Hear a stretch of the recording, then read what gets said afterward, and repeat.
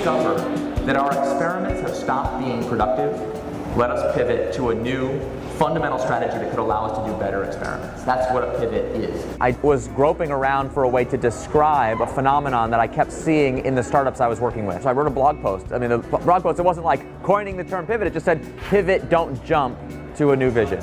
Now I'm good at encapsulating it crisply. A pivot is a change in strategy without a change in vision.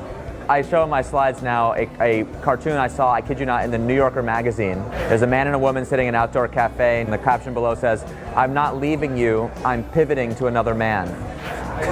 So the word pivot is probably my most notorious contribution to the startup vernacular. Here's the critical thing you got to understand about the pivot. It's really very simple. You get in your car, you don't boot up your GPS and say, GPS, where do I want to go? It doesn't know, it's just a robot. It helps you get where you want to go. So the vision is the destination you have in mind.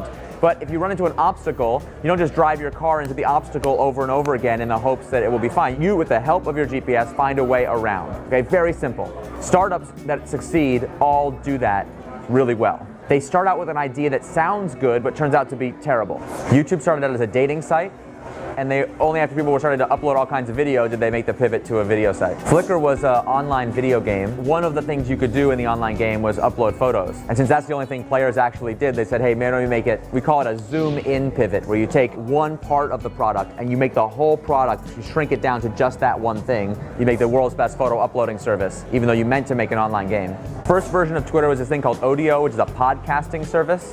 When they made the pivot to Twitter, it only had a few hundred customers, so the so-called vanity metrics were so low, they actually went to their investors and said, we're so embarrassed about these results, would you like your money back? And several of Silicon Valley's best investors made what is now a billion-dollar mistake of saying, yes, thank you. So you look at PayPal, which is about like digital cyber cash on your PDA. You're like, boy, what kind of visionary is that? But they had the vision for online payments in some form. They just didn't know exactly what it was going to look like. Let's talk about Groupon, because it's one of my favorites. Groupon started out as a business called The Point, which was designed to help people do petitions. So imagine that you're like, okay, I want to do a protest at City Hall, I'm mad about something. I don't want to be the only person who shows up, so we have a petition where if 100 people sign up and say, we'll all go to the protest, it tips and we all do it.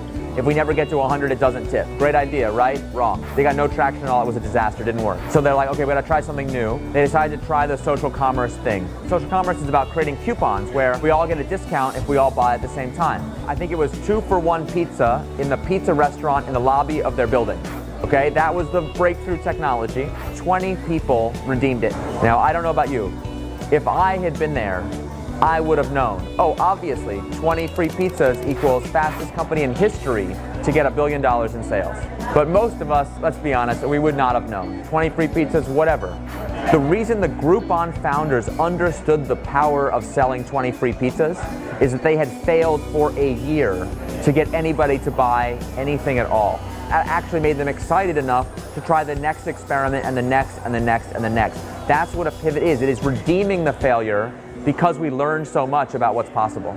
That's the name of the game. That's what this is about.